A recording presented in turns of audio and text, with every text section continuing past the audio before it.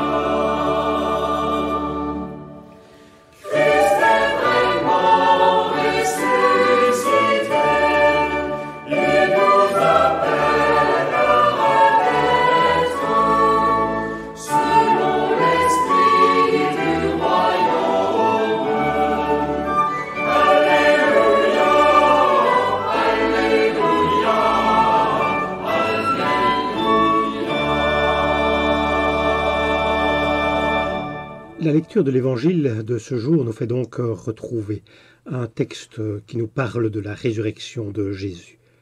Nous retrouvons dans celui-ci certaines caractéristiques, certaines affirmations à propos de Jésus que nous avons déjà pu relever dans d'autres textes de Pâques. Ainsi, ici aussi Jésus, en rencontrant ses disciples, leur offre tout d'abord la paix. C'est même avec cela qu'il commence la rencontre. Nous en parlions la semaine passée. Face à leur peur, face à leurs doutes, Jésus offre la paix comme un cadeau. Nous remarquons aussi que l'Évangile affirme avec force que Jésus vient accomplir ce qui avait été annoncé. Il semble important pour les rédacteurs de l'Évangile de proclamer cela haut et fort. Jésus ne vient pas apporter une nouvelle religion, il ne vient pas remettre en question ce qui avait été proclamé auparavant, il s'inscrit au contraire dans la suite de cela. Il vient même accomplir ce qui avait été dit avant lui. Il vient vivre ce qui avait été raconté avant lui. Nous apprenons au passage d'ailleurs que les textes qui faisaient référence à l'époque étaient donc, comme on peut le lire, la loi de Moïse, donc le Pentateuque, les prophètes, en tout cas certains livres prophétiques, et encore le livre des psaumes. Souvenons-nous que la liste des textes constituant la Bible, la Tanakh, n'était pas encore tout à fait fixée à l'époque. Cela viendra que plus tard. Ici, on a un témoignage de ce qui était pensé comme texte de référence à l'époque de Jésus. Luc semble aussi insister sur le fait que les disciples de Jésus ont du mal à réaliser la résurrection de Jésus, ont du mal à comprendre, à la croire, même tout simplement. L'Évangile, dans son déroulement propre, relate l'histoire de cette manière. Les disciples entendent les récits de résurrection par les femmes qui viennent leur dire « Jésus est ressuscité ». Ils n'ont pas fini de digérer la nouvelle qu'arrivent deux hommes, les fameux disciples d'Emmaüs, qui disent la même chose « Nous avons rencontré le Seigneur, il est vivant ». Et pourtant, lorsqu'ensuite Jésus lui-même leur apparaît, ils croient voir un fantôme. Ils furent saisis de crainte, nous dit le texte de l'Évangile du jour, et même de terreur, car ils croyaient voir un fantôme ou un esprit selon les traductions que l'on en donne. Nous avons ici une caractéristique de cet Évangile, une insistance toute particulière sur la réalité de la résurrection de Jésus. Jésus est bien ressuscité, il vit en chair et en os. La preuve, il mange devant eux. Avez-vous quelque chose à manger demande Jésus à ses disciples. Ils lui donnèrent un morceau de poisson grillé. Il le prit et mangea devant eux. On s'est interrogé sur le pourquoi de cette insistance de l'Évangile à dire l'aspect matériel de la résurrection de Jésus. Aujourd'hui, certains peuvent très bien se passer de cet aspect de la proclamation de la résurrection de Jésus sans pour autant la remettre en doute. La résurrection est porteur d'un message qui prime sur les aspects matériels de cette proclamation. Mais il faut remarquer que l'Évangile insiste lourdement, fortement sur cet aspect matériel de la résurrection de Jésus. Il est ressuscité en chair et en os. Pourquoi alors cette insistance sur cette matérialité, sur ce concret de la résurrection de Jésus? Certains ont pensé qu'il s'agit en fait d'une réaction par rapport au docétisme. Alors en deux mots, le docétisme, ça vient d'un mot grec doskein, qui signifie quelque chose comme paraître, apparaître. Et ce docétisme est tout un courant de pensée du début du christianisme qui affirmait que Jésus n'avait pas vraiment un corps physique. Son corps était plutôt une illusion, ainsi que sa crucifixion d'ailleurs. Tout cela n'était que apparence, mais ça n'avait pas de concret. On avait notamment du mal à penser que Dieu pouvait mourir sur une croix, pouvait souffrir. Et le docétisme était une manière de penser, un courant de pensée qui s'était développé dans le christianisme primitif pour rencontrer cette difficulté avec le fait que Dieu se présente comme un Dieu souffrant au milieu des hommes. Cette croyance était communément aussi, ce docétisme donc était communément attribué ou rapproché des courants gnostiques qui associaient la matière au mal et qui pensaient donc que Dieu ne se serait pas incarné dans un corps matériel, parce que associé donc au mal, l'esprit était élevé, mais tout ce qui est matière est quelque chose de secondaire, de matériel, voire même de négatif. C'était une manière de penser les choses à cette époque-là. Je ne rentre pas ici dans les détails de cette pensée beaucoup plus complexe que ça d'ailleurs. Le principal de l'Église naissante n'a pas reconnu cette manière de penser comme on le sait, l'a même rejeté avec force, et on a aussi un témoignage de ce rejet du docétisme dans la première épître de Jean au chapitre 4. Je souligne ici cela, hein, Jean qui écrit « Très chers amis, ne croyez pas tous ceux qui prétendent avoir l'esprit, mais mettez-les à l'épreuve pour vérifier si l'esprit qu'ils ont vient de Dieu. En effet, de nombreux faux prophètes se sont répandus dans le monde. Voici comment vous pouvez savoir qu'il s'agit de l'Esprit de Dieu. Toute personne qui reconnaît que Jésus-Christ est réellement devenu homme a l'Esprit de Dieu. » Donc, réellement devenu homme a l'Esprit de Dieu, une manière donc de se rejeter, hein, ce docétisme qui c'est au début, hein, à l'époque de la rédaction de l'Évangile. Dans le christianisme naissant, il y a eu probablement un foisonnement en fait de manières de penser, de manières de comprendre la vie et la prédication de Jésus. Il en sera d'ailleurs toujours comme cela tout au long des siècles. Influencés par différents courants de pensée, il est probable que certains se sont éloignés par trop de la réalité. En tout cas, cela fait que nous avons dans nos évangiles, celui de Luc en particulier, une forte affirmation de ce qu'on pourrait appeler la corporéité ou la corporalité, la matérialité, on pourrait dire cela aussi, de Jésus avant et après sa résurrection. Mais au-delà de ce conflit, il nous faut retenir la proclamation de la résurrection vient dire la victoire de la vie sur toute forme de mal et de mort. Proclamer la résurrection, quelle qu'elle soit, et donc dire cette victoire, et c'est ce message-là, bien entendu, qu'il faut retenir. Remarquons avec force aussi qu'affirmer la résurrection, encore une fois, quelle qu'elle soit, est entrer dans une dynamique de vie.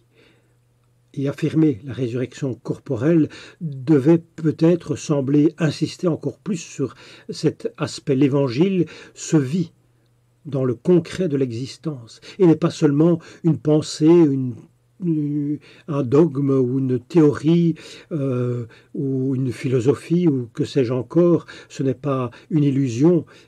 L'Évangile, c'est quelque chose de concret qui se vit dans le concret de l'existence.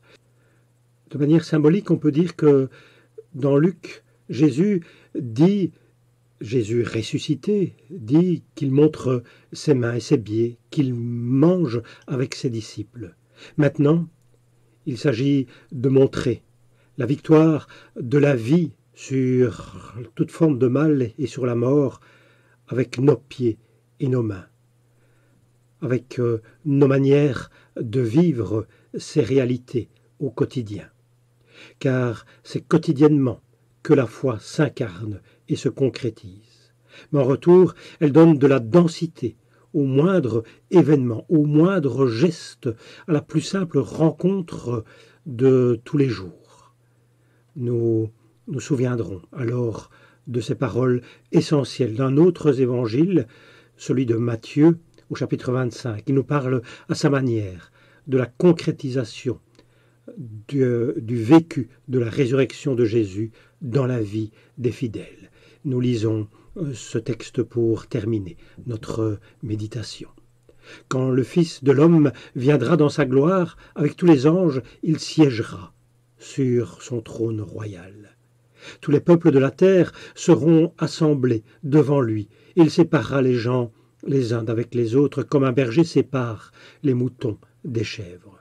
Il placera les moutons à sa droite et les chèvres à sa gauche.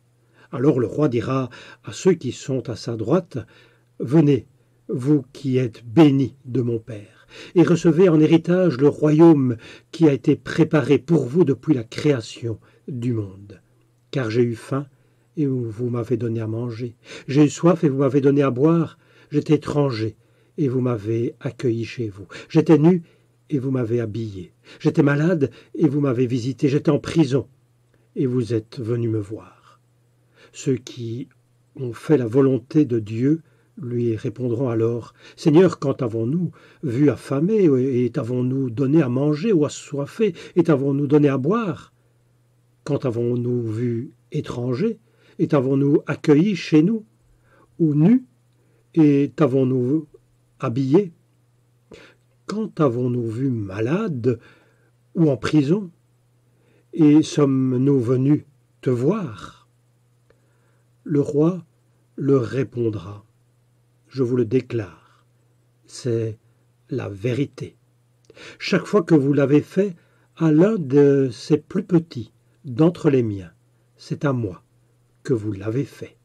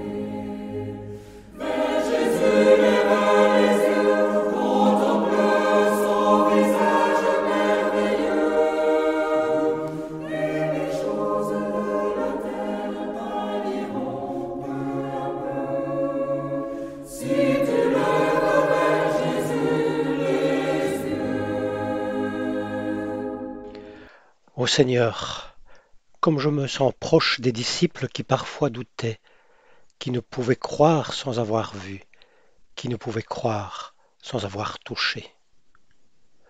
Tout au long des jours, j'ai tant besoin de signes, aussi petits soient-ils, signes d'affection, preuves d'amour, besoin d'être reconnu, accueilli, besoin de savoir, tout simplement, que j'existe. Et dans ma vie, il en va de même. Comme il serait rassurant de me nourrir de preuves, de savoir pour croire, de détenir enfin la clé et de balayer le doute à jamais. Ô Seigneur, ne laisse pas le doute dominer en moi. Fais que s'ouvrent toujours plus grandes les portes de ma foi, que grandisse ma confiance en toi, et que je sois heureux de croire sans avoir vu.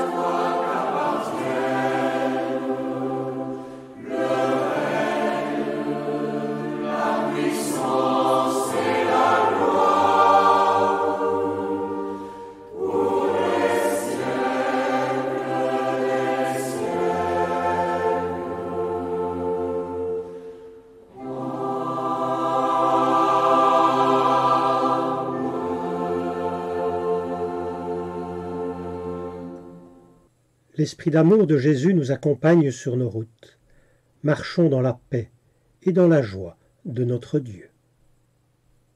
Quand les montagnes s'éloigneraient, quand les collines chancelleraient, quand les montagnes s'éloigneraient, Dieu fera tout comme il promet.